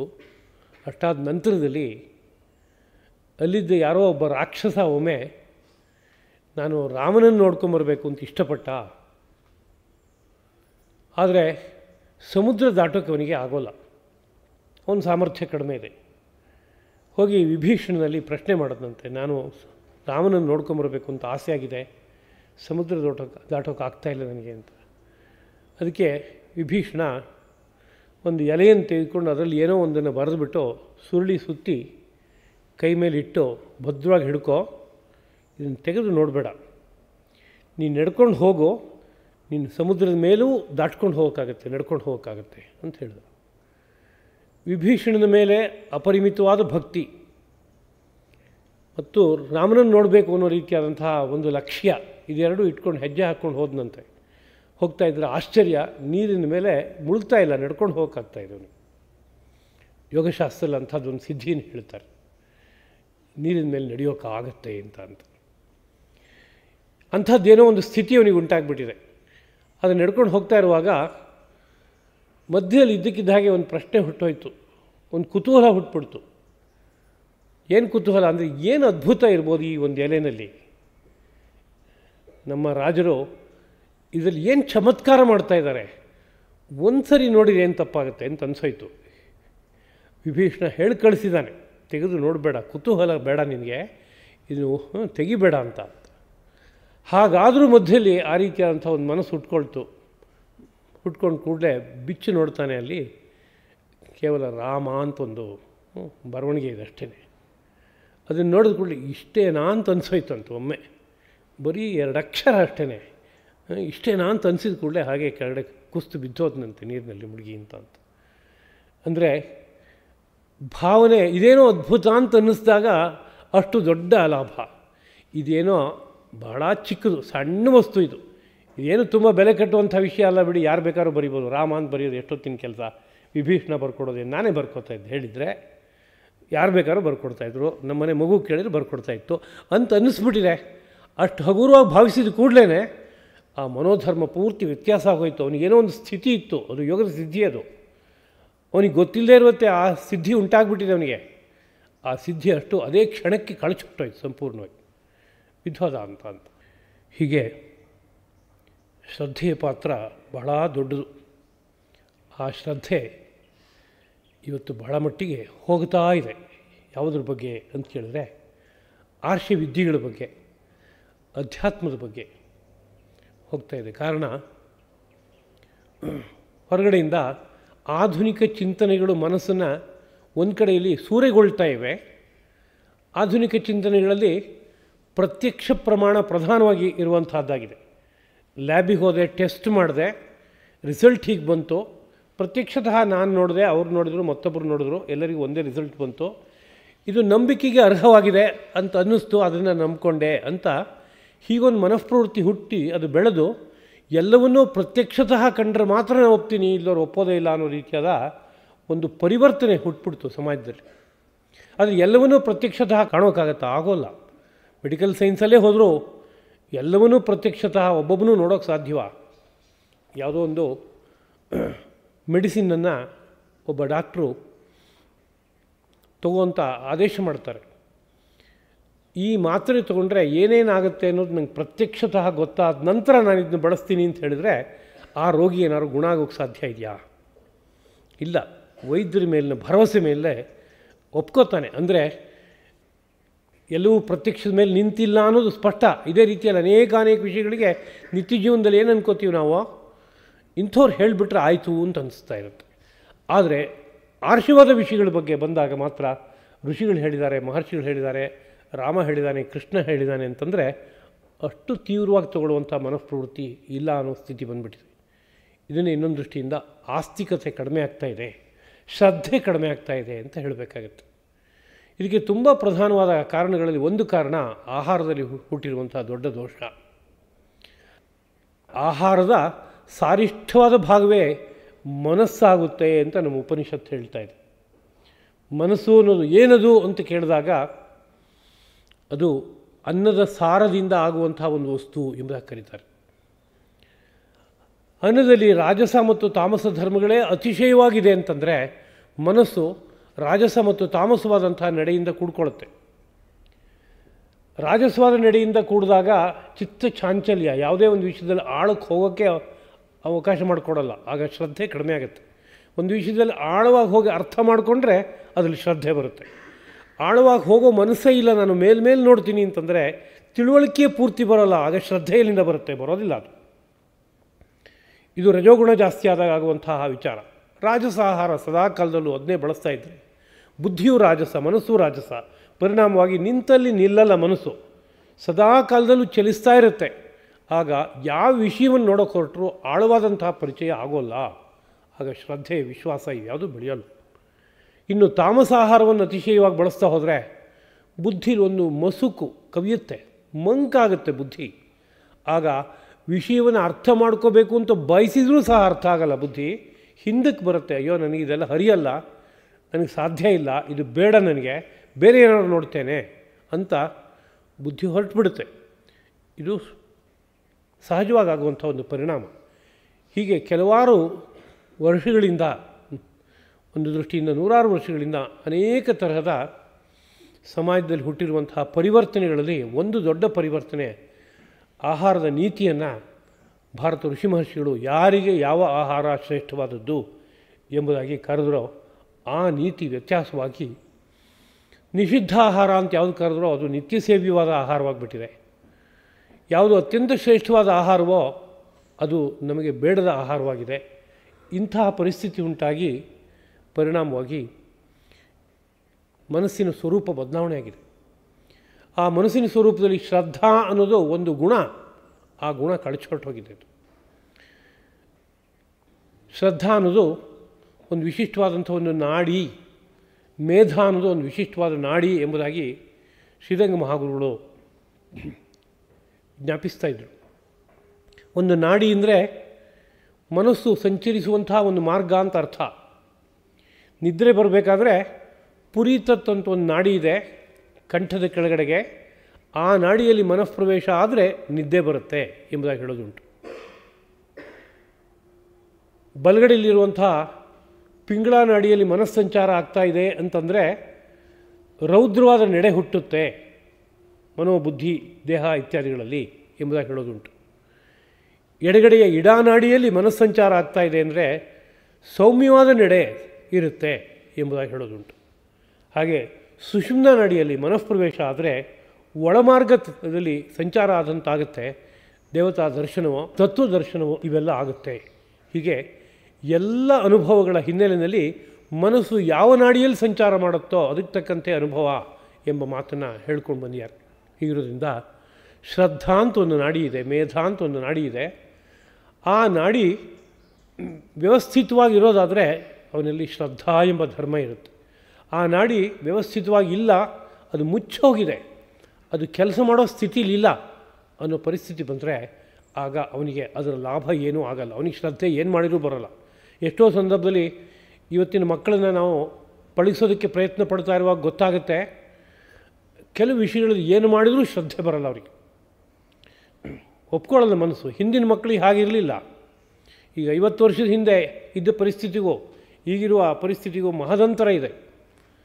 ಯಾವುದಾದ್ರು ಒಂದು ವಿಷಯ ಹೇಳಿದರೆ ದೊಡ್ಡವರು ಹೇಳ್ತಾ ಇದ್ದಾರೆ ಅಂತಾದರೆ ಸಾಕು, ಅದನ್ನು ಅತ್ಯಂತ ತೀವ್ರವಾದ ಮನಸ್ಸಿಂದ ಸ್ವೀಕರಿಸಿ ಆ ಕಾರ್ಯವನ್ನು ಹಠ ಹಿಡಿದು ಸಾಧನೆ ಮಾಡುವಂಥ ಮನಸ್ಸಿತ್ತು. ಇವತ್ತು ಯಾರು ಏನೇ ಹೇಳಿದರೂ ತನ್ನ ಮನಸ್ಸಿಗೆ ಏನು ಅನಿಸಿದೆಯೋ ಅದನ್ನೇ ಮಾಡೋದು ಅನ್ನೋ ರೀತಿಯಾದ ಪರಿಸ್ಥಿತಿ ಬಂದು ಹೋಗಿದೆ. ಹಾಗಾಗಿ ಶ್ರದ್ಧೆಯಿಂದ ಯಾವ ಕಾರ್ಯಗಳನ್ನು ಮಾಡಬೇಕಾಗಿದೆಯೋ ಅಂಥ ಕಾರ್ಯಗಳಷ್ಟು ಹಿಂದಕ್ಕೆ ಸರಿತಾ ಇದೆ. ಆ ಶ್ರದ್ಧೆಯಲ್ಲೂ ಲೌಕಿಕವಾದ ಕಾರ್ಯವನ್ನು ಸಾಧನೆ ಮಾಡೋದಕ್ಕೆ ಬೇಕಾಗುವಂಥದ್ದು ಒಂದು ಶ್ರದ್ಧೆ ಇದೆ. ಆ ಶ್ರದ್ಧೆ ಒಂದು ಮಟ್ಟಕ್ಕೆ ಇರುತ್ತೆ. ಆದರೆ ಅಂತರ್ಮಾರ್ಗದಲ್ಲಿ ಸಾಗಿ ಭಗವತ್ ಸಾಕ್ಷಾತ್ಕಾರ ಪಡಿಬೇಕು ಮತ್ತು ಜೀವನವನ್ನು ಧನ್ಯವಾಗಿ ಮಾಡ್ಕೋಬೇಕು ಅಂತ ಆ ವಿಷಯವನ್ನು ಕುರಿತು ಮಾತನಾಡೋದಕ್ಕೆ ಹೊರಟ್ರೆ ಆ ವಿಷಯದಲ್ಲಿ ಶ್ರದ್ಧೆ ಅನ್ನೋದು ಒಂದು ದೃಷ್ಟಿಯಿಂದ ಶೂನ್ಯ ಅಂತ ಹೇಳಬೇಕು. ಅಷ್ಟು ಮಟ್ಟಕ್ಕೆ ಇಳಿದು ಹೋಗ್ತಾ ಇದೆ. ಇದಕ್ಕೆ ಪ್ರಧಾನವಾದ ಕಾರಣ ಆಹಾರದಲ್ಲಂತೂ ಇವತ್ತು ಆಧುನಿಕ ವಿಜ್ಞಾನವೇ ಹೇಳುತ್ತೆ ಆಹಾರ ಪೂರ್ಣವಾಗಿ ವಿಷಪೂರಿತವಾಗಿದೆ ಎಂಬುದಾಗಿ. ಇವತ್ತು ಯಾವ ಆಹಾರಕ್ಕೂ ಒಂದೇ ಒಂದು ಹುಳ ಇರೋಲ್ಲ, ಅಷ್ಟು ಚೆನ್ನಾಗಿದೆ ಆಹಾರ ಅಂತ ಅನಿಸುತ್ತೆ. ಎಲ್ಲರೂ ಹುಳ ಆಗಿರೋ ಆಹಾರ ನಾವು ನೋಡೋಕ್ಕೆ ಸಿಗುತ್ತಾ ಇತ್ತು? ಇಲ್ಲ. ಹೊರಗಡೆಯಿಂದ ನೋಡುವಾಗ ಎಷ್ಟು ಸೌಲಭ್ಯ ಆಯಿತು ಅಂತ ಅನಿಸುತ್ತೆ. ಮೊದಲಾದರೆ ಆಹಾರವನ್ನು ಎಷ್ಟು ಕಷ್ಟಪಟ್ಟು ರಕ್ಷಣೆ ಮಾಡ್ಕೋಬೇಕಾಗಿತ್ತು. ಏನು 4 ದಿವಸ 6 ದಿವಸ 15 ದಿವಸದಲ್ಲಿ ಹುಳ ಆಗೋಯ್ತು, ಆರಿಸ್ಬೇಕು, ಪದಾರ್ಥ ಹಾಳಾಗೋಗುತ್ತೆ ಅಂತ. ಇವತ್ತೇನೂ ಸಮಸ್ಯೆ ಇಲ್ಲ ಅಂತ ಹೊರಗಡೆಯಿಂದ ನೋಡಿದ್ರೆ ಅನಿಸುತ್ತೆ. ಆದರೆ ಆಗಿರೋದೇನಪ್ಪ ಅಂದರೆ ಎಲ್ಲದರಲ್ಲೂ ಕ್ರಿಮಿಗಳನ್ನು ಕೊಲ್ಲೋದಕ್ಕೆ ಬೇಕಾಗುವ ವಿಷ ಸೇರಿಕೊಂಡಿದೆ. ಮನುಷ್ಯರಿಗೆ ಏನೂ ಆಗಲ್ಲ ತಗೊಳ್ಳಿ ಅಂತ ಕೊಟ್ಟಿದ್ದಾರೆ, ಮನುಷ್ಯರೆಲ್ಲರೂ ತೊಗೋತಾ ಇದ್ದಾರೆ. ಯಾವ್ಯಾವ ರೀತಿಯಾದ ಏರುಪೇರುಗಳಾಗುತ್ತೋ 10 ವರ್ಷ 20 ವರ್ಷ 50 ವರ್ಷ ಆದಮೇಲೆ ಅದು ಇದರಿಂದ ಆಗಿದೆ, ಇದನ್ನ ಬಿಡಿ ಅಂತ ಹೇಳಬೇಕಾಗತ್ತೆ. ಆಗ ಬಿಟ್ಬಿಟ್ರೆ ಸರಿ ಅಷ್ಟೇ. ಅಷ್ಟೊತ್ತಿಗೆ 4-6 ಪೀಳಿಗೆಗಳೇ ಹಾಳಾಗಿ ಹೋಗಿರುತ್ತೆ. ಮನಸ್ಸು, ಬುದ್ಧಿ, ದೇಹ ಅದರ ಬಲಗಳೆಲ್ಲ ಕಳಚಿ ಹೊರಟೋಗಿರುತ್ತೆ. ಆಮೇಲೆ ಮತ್ತೆ ಸರಿಪಡಿಸ್ಕೊಳ್ಳೋಕ್ಕೆ ಅಂತ ಹೊರಡೋದು. ಆ ಸರಿಪಡಿಸ್ಕೊಳ್ಳೋಕ್ಕೆ ಅಂತ ಹೊರಟಾಗ ಪುನಃ ಅಲ್ಲಿ ಇನ್ನೊಂದು ಅಜ್ಞಾನ, ಆ ಅಜ್ಞಾನ ಹಿಡ್ಕೊಂಡು ಪುನಃ 50 ವರ್ಷ ಸಾಧನೆ ಮಾಡ್ಕೊಂಡು ಹೋಗೋದು, 10 ಪೀಳಿಗೆ ಹೋಗೋದು. ಆಮೇಲೆ ಇದರಿಂದ ಹೀಗಾಗ್ತಾ ಇದೆ ಅಂತ ಪತ್ತೆ ಹಚ್ಚಿದ್ರು ಅಂತ ವಿಷಯ ಗೊತ್ತಾದಾಗ ಪುನಃ ಅದನ್ನು ಬದಲಾಯಿಸೋದು. ಈ ಥರದ ಪರಿಸ್ಥಿತಿ ಇವತ್ತು ಉಂಟಾಗಿದೆ. ಭಾರತ ಮಹರ್ಷಿಗಳು ಸಾರ್ವಕಾಲಿಕವಾದ ಒಂದು ಸತ್ಯವನ್ನು ಹೇಳಿದರು. ಸೃಷ್ಟಿಯ ನಡೆಯನ್ನು ಪರಿಶೀಲಿಸಿ ನೀವು ಹೀಗೆ ಬದುಕಿಪ್ಪ, ಪರಿಪೂರ್ಣವಾದ ನೆಮ್ಮದಿಯ ಬದುಕನ್ನು ನೀವು ಕಾಣ್ತೀರಿ, ನಿಮ್ಮೊಳಗಡೆ ಇರುವ ತಂಪನ್ನು ನೀವು ಅನುಭವಿಸ್ತೀರಿ, ಪರಮ ಸಂತೃಪ್ತಿಯನ್ನು ಪಡಿತೀರಿ, ಜೀವನ ಧನ್ಯವಾಗುತ್ತೆ. ಹಾಗಾಗಬೇಕಾದ್ರೆ ನೀನು ಹೀಗೆ ಬದುಕಬೇಕು ಅಂತ ಒಂದು ವ್ಯವಸ್ಥೆಯನ್ನು ಹಾಕ್ಕೊಟ್ರು. ಇವತ್ತು ಆ ವ್ಯವಸ್ಥೆಯನ್ನು ಮೀರಿ ಸ್ವಾತಂತ್ರ್ಯನ ಹೆಜ್ಜೆಯನ್ನು ಇಟ್ಕೊಂಡು ಆ ಹೆಸರಿನಲ್ಲಿ ಉಚ್ಛೃಂಖಲ ಪ್ರವೃತ್ತಿಯನ್ನು ನನಗೆ ಏನೇನು ಅನಿಸುತ್ತೋ ಅದನ್ನೆಲ್ಲ ನಾನು ಮಾಡ್ಬೋದು ಅನ್ನೋ ರೀತಿಯಲ್ಲಿ ಹೆಜ್ಜೆ ಹಾಕಿ ಒಂದು ದೃಷ್ಟಿಯಿಂದ ದೇಹ, ಇಂದ್ರಿಯ, ಮನಸ್ಸು, ಬುದ್ಧಿ ಇವೆಲ್ಲವೂ ಕೂಡ ತಮ್ಮ ಸ್ವಭಾವವನ್ನು ಕಳ್ಕೊಳ್ಳುವಂಥ ಸ್ಥಿತಿ ಉಂಟಾಗಿದೆ. ಅದರಿಂದ ಶ್ರದ್ಧಾ ಅನ್ನೋದು ಯಾಕೆ ಕಳಚ್ತಾ ಇದೆ ಅನ್ನೋ ನೇರದಲ್ಲಿ ಮಾತನಾಡೋದಕ್ಕೆ ಹೊರಟೆ. ಒಂದು ಕಾರಣ ಇದು. ಇದೇ ರೀತಿಯಲ್ಲಿ ಇನ್ನೂ 10 ಕಾರಣಗಳಿರ್ಬೋದು. ಪ್ರಧಾನವಾದ ಕಾರಣ ಆಹಾರವೇ ಇಡೀ ನಮ್ಮ ಮೈಯನ್ನು ರೂಪಿಸುತ್ತೆ, ಆಹಾರವೇ ನಮ್ಮ ಮನಸ್ಸನ್ನು ರೂಪಿಸುತ್ತೆ. ಅದರಿಂದ ಆಹಾರದ ಪ್ರಭಾವ ತುಂಬ ದೊಡ್ಡದು.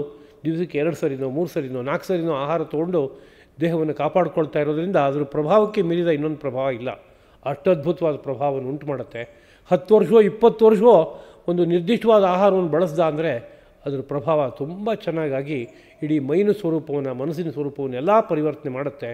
ಈ ನೇರದಲ್ಲಿ ಸಾತ್ವಿಕವಾದ ಆಹಾರವನ್ನು ಬಳಸಿದರೆ ಸಾತ್ವಿಕವಾದ ಬುದ್ಧಿ ಹುಟ್ಟುತ್ತೆ ಅನ್ನೋ ನೀತಿಯನ್ನು ಇಟ್ಕೊಂಡು ಸಾತ್ವಿಕ ಆಹಾರನೂ ವಿಭಾಗವನ್ನು ಅವ್ರು ಯಾವ ಹಿನ್ನೆಲೆಯಲ್ಲಿ ಮಾಡಿದಾರೋ ಅದನ್ನ ಅರ್ಥ ಮಾಡ್ಕೋಬೇಕಾಗತ್ತೆ. ಇವತ್ತು ಆಹಾರದ ವಿಶ್ಲೇಷಣೆ ಆ ನೇರದಲ್ಲಿ ಇಲ್ಲ, ಬೇರೆ ಇನ್ನೊಂದು ಮುಖದಲ್ಲಿದೆ. ಪತ್ತೆ ಹಚ್ಚಿದ ವಿಚಾರ ಎಲ್ಲ ತಪ್ಪು ಅಂತ ನಾವು ಅಂದ್ಕೋಬೇಕಾಗಿಲ್ಲ. ಆದರೆ ನಮಗೆ ಬೇಕಾಗಿರೋ ಜಾಗ ಯಾವುದಪ್ಪ ಅಂದರೆ ಸಾತ್ವಿಕ, ರಾಜಸ, ತಾಮಸ ಅನ್ನೋ 3 ವಿಭಾಗ ಅತ್ಯಂತ ಮುಖ್ಯವಾದದ್ದು. ಸಮಗ್ರ ಸೃಷ್ಟಿಯಲ್ಲಿ ಇದು ಹಾಸುಹೊಕ್ಕಾಗಿ ಹೆಣ್ಕೊಂಡ್ಬಿಟ್ಟಿದೆ. ಸಾತ್ವಿಕ, ರಾಜಸ, ತಾಮಸ ಅಂತ ಎಲ್ಲ ಪದಾರ್ಥಗಳಲ್ಲೂ 3 ವೈವಿಧ್ಯ ಇದೆ. ಎಲ್ಲ ಮೈನಲ್ಲೂ ಸಾತ್ವಿಕ, ರಾಜಸ, ತಾಮಸ ಅಂತ 3 ವೈವಿಧ್ಯ ಇದೆ. ಹೀಗಿರುವಾಗ ಒಂದಕ್ಕೊಂದಕ್ಕೆ ಹೊಂದ್ಕೋಬೇಕಾದ್ರೆ ಈ ನೀತಿ ನಮಗೆ ಗೊತ್ತಿರಬೇಕು. ಈ ಹಿನ್ನೆಲೆಯಲ್ಲೇ ನಾವು ಅದನ್ನು ಕಾರ್ಯರೂಪಕ್ಕೆ ತರಬೇಕು. ಪ್ರಾಕರಣಿಕವಾಗಿ ನೆನಪಿಸಿದ ವಿಷಯ ಆಯಿತು. ಹೀಗೆ ಒಂದು ಶ್ರದ್ಧಾವಂತನಾಗಿ ಯಾರೋ ನನ್ನನ್ನು ಭಜಿಸ್ತಾನೋ ಸಮೇ ಯುಕ್ತತಮಃ, ಅವನು ಯುಕ್ತತಮನು ಅಂತ. ಕೇವಲ ಯುಕ್ತನಲ್ಲ, ಯುಕ್ತತರನೂ ಅಲ್ಲ, ಯುಕ್ತತಮಃ, ನನ್ನೊಡನೆ ಪರಿಪೂರ್ಣವಾಗಿ ಒಂದುಗೂಡಿದ್ದಾನೆ ಅಂತ. ಒಂದುಗೂಡೋದು ಅಂತನ್ನುವಾಗ ಅನೇಕ ತರಹ ಇದೆ. ಹತ್ತಿರದಲ್ಲಿದ್ದಾಗ ನಾವು ಅವರು ಒಂದೇ ಅಂತ ಹೇಳೋದು ಒಂದುಂಟು. ಅದೇ ಒಬ್ಬರನ್ನೊಬ್ಬರನ್ನ ಆಲಿಂಗಿಸ್ಕೊಂಡ್ರೆ ನಾವು ಅವರು ಒಂದೇ ಅಂತ ಹೇಳೋದುಂಟು. ಹಾಗೂ ಅಲ್ಲ, ಆಲಿಂಗಿಸ್ಕೊಂಡು ಆಮೇಲೆ ಬಿಟ್ಬಿಡ್ತೀನಿ ಅನ್ನೋ ಥರ ಒಂದು ವಿಷಯ ಇದೆ. ಆದರೆ ಒಂದು ಬಳ್ಳಿ, ಒಂದು ಮರವನ್ನು ಆಲಿಂಗಿಸ್ಕೊಂಡ್ರೆ ಅದು ಬಿಟ್ಟು ಬರೋಕ್ಕೆ ಬರೋಲ್ಲ. ಹಾಗೆ ಎಲ್ಲ ಕಡೆಯೂ ಹೆಣ್ಕೊಂಬಿಡುತ್ತೆ ಸಂಪೂರ್ಣವಾಗಿ, ಹೊರಗಡೆ ತೆಗಿಯೋಕ್ಕೆ ಸಾಧ್ಯ ಇಲ್ಲ. ಆ ರೀತಿಯಲ್ಲಿ ಹಾಗೂ ಆಲಿಂಗಿಸ್ಕೊಳ್ಳೋದಿದೆ. ಅದು ಅಲ್ಲದೆ ಇನ್ನೊಂದು ತರಹ ಇದೆ ಒಂದುಗೂಡೋದು ಅನ್ನೋದು. ಹಾಲು ಜೇನು ಒಂದುಗೂಡ್ತು ಅಂದರೆ ಬೇರೆ ಮಾಡೋಕ್ಕಾಗಲ್ಲ. ಸಮುದ್ರಕ್ಕೆ ಹೋಗಿ ನದಿ ಒಂದುಗೂಡ್ತು ಅಂತಂದರೆ ಬೇರೆ ಮಾಡೋಕ್ಕಾಗಲ್ಲ. ಹಾಗೆ ಒಂದುಗೂಡುವಂಥದ್ದು ಅಂತುಂಟು. ನಾನಾ ತರಹದ ಹೀಗೆ ಒಂದುಗೂಡಿಕೆಯಲ್ಲಿ ಅತ್ಯಂತ ಶ್ರೇಷ್ಠವಾದ ಒಂದುಗೂಡಿಕೆ ಯಾವುದು ಅಂದರೆ ಹಾಲು ಜೇನು ಒಂದುಗೂಡಿದರೆ ಬೇರೆ ಮಾಡೋಕ್ಕೆ ಆಗದೇ ಇರುವಂತೆ ಒಂದುಗೂಡ್ತಲ್ಲ, ಅದರಿಂದ ಅದು ಶ್ರೇಷ್ಠವಾದ ಒಂದುಗೂಡಿಕೆ ಅಂತ ಅದನ್ನು ಕರಿಬೇಕು. ನದಿ ಹೋಗಿ ಸಮುದ್ರದಲ್ಲಿ ಒಂದುಗೂಡ್ತು ಅಂತಂದರೆ ಆ ಒಂದುಗೂಡುವಿಕೆ ಇದೆಯಲ್ಲ ಅದು ಅತ್ಯಂತ ಶ್ರೇಷ್ಠವಾದದ್ದು ಅಂತ ಅದನ್ನು ಕರಿಬೇಕು. ಹಾಗೆ ಆ ಭಗವಂತನಲ್ಲಿ ಒಂದುಗೂಡೋದು ಅಂತನ್ನುವಾಗ ಎಷ್ಟು ಅಂಶದಲ್ಲಿ ಒಂದುಗೂಡೋದು, ಸಂಪೂರ್ಣವಾಗಿ ತನ್ನನ್ನು ತಾನು ಸಮರ್ಪಿಸ್ಕೊಂಡು ಇನ್ನೇನು ತಂದು ಅಂತ ಉಳಿದಿಲ್ಲ ಹಾಗೆ ಕೊಟ್ಕೊಂಡಾಗ ಒಂದುಗೂಡುವಿಕೆ ಎಂಬುದೊಂದು ಬರುತ್ತೆ. ಅದು ತಾನೇ ಅತ್ಯಂತ ಶ್ರೇಷ್ಠವಾದ ಒಂದುಗೂಡುವಿಕೆ. ಹಾಗಾದಾಗ ಒಬ್ಬನು ಯುಕ್ತತಮ ಎಂಬುದಾಗಿ ಆಗ್ತಾನೆ. ಅದರಿಂದ ಇಷ್ಟು ಅಂಶಗಳನ್ನು ಮನಸ್ಸಿನಲ್ಲಿ ಇಟ್ಕೊಂಡು ಸಾಧಕನಾಗೋದವನು ಸಾಗಬೇಕು ಅನ್ನೋದು ಒಟ್ಟು ತಾತ್ಪರ್ಯ. ಧ್ಯಾನಯೋಗದ ಬಗ್ಗೆ ಹೇಳೋಕ್ಕೆ ಹೊರಟು ಮಧ್ಯದಲ್ಲಿ ಅನೇಕ ಬೇರೆ ಬೇರೆ ಅಂಶಗಳನ್ನು ಶ್ರೀಕೃಷ್ಣ ಪ್ರಭು ಜ್ಞಾಪಿಸ್ತಾ ಕೊನೆಯದಾಗಿ ಒಂದು ಭಗವಂತನಲ್ಲಿ ನೆಟ್ಟ ಮನಸ್ಸಿರಬೇಕು, ಶ್ರದ್ಧೆ ವಿಶೇಷವಾಗಿರಬೇಕು. ಹೀಗಿರೋದಾದರೆ ಖಂಡಿತವಾಗಿಯೂ ತುದಿಯನ್ನು ತಲುಪೋಕ್ಕಾಗುತ್ತೆ ಅನ್ನೋ ಸಂದೇಶವನ್ನು ಈ ಅಧ್ಯಾಯದ ಕೊನೆಯ ಒಂದು ಸಂದೇಶವಾಗಿ ಭಗವಂತ ಕೊಟ್ಟಿದ್ದಾನೆ ಎಂಬುದನ್ನು ನೆನಪಿಸ್ಕೋತಾ ಈ ನೇರದಲ್ಲಿ ನಮ್ಮ ಜೀವನದಲ್ಲಿ ಈ ಸಂದೇಶವನ್ನು ಕಾರ್ಯರೂಪಕ್ಕೆ ತಂದ್ಕೋಬೇಕು. ಈ ಕಡೆ ಕಿವಿಲಿ ಕೇಳಿದೆ ಆ ಕಡೆ ಕಿವಿಲಿ ಬಿಟ್ಟೆ ಅಂತ ಆಗಬಾರ್ದು.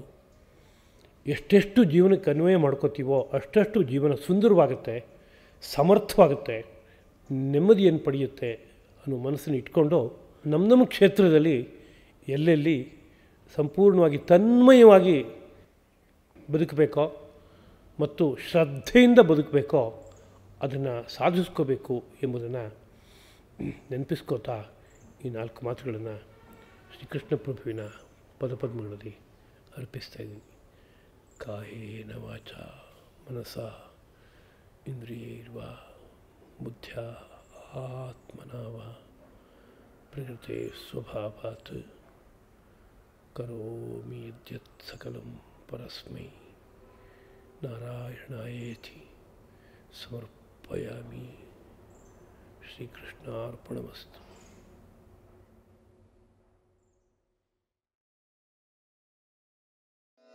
ಆದದ್ದೆಲ್ಲ ಒಳಿತೇ ಆಯಿತು, ಆದದ್ದೆಲ್ಲ ಒಳಿತೇ ಆಯಿತು.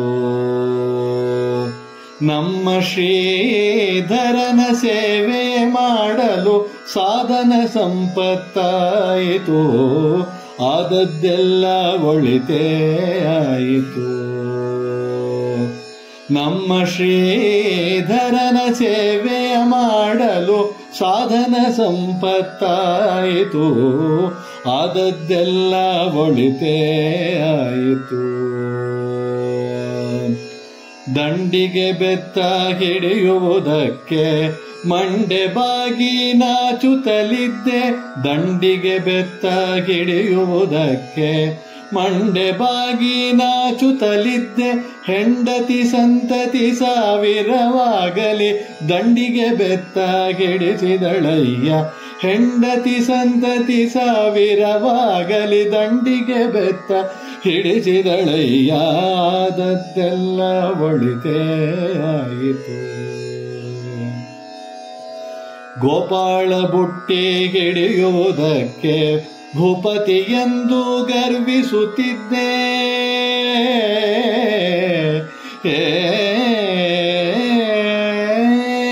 ಗೋಪಾಳ ಬುಟ್ಟಿ ಹಿಡಿಯುವುದಕ್ಕೆ ಭೂಪತಿ ಎಂದು ಗರ್ವಿಸುತ್ತಿದ್ದೆ.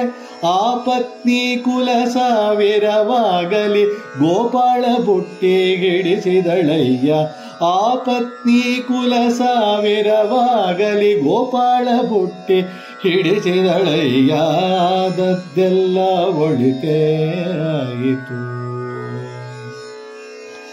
ತುಳಸಿ ಮಾಲೆ ಹಾಕುವುದಕ್ಕೆ ಅರಸನೆಂದು ತಿರುಗುತ್ತಲಿದ್ದೆ. ತುಳಸಿ ಮಾಲೆ ಹಾಕುವುದಕ್ಕೆ ಅರಸನೆಂದು ತಿರುಗುತ್ತಲಿದ್ದೆ. ಸರಸಿಜಾಕ್ಷ ಶ್ರೀ ಪುರಂದರ ವಿಠಲನು ತುಳಸಿ ಮಾಲೆ ಹಾಕಿಸಿದನು. ಸರಸಿಜಾಕ್ಷ ಶ್ರೀ ಪುರಂದರ ವಿಠಲನು ತುಳಸಿ ಮಾಲೆ ಹಾಕಿಸಿದನು. ಆದದ್ದೆಲ್ಲ ಒಳಿತೇ ಆಯಿತು.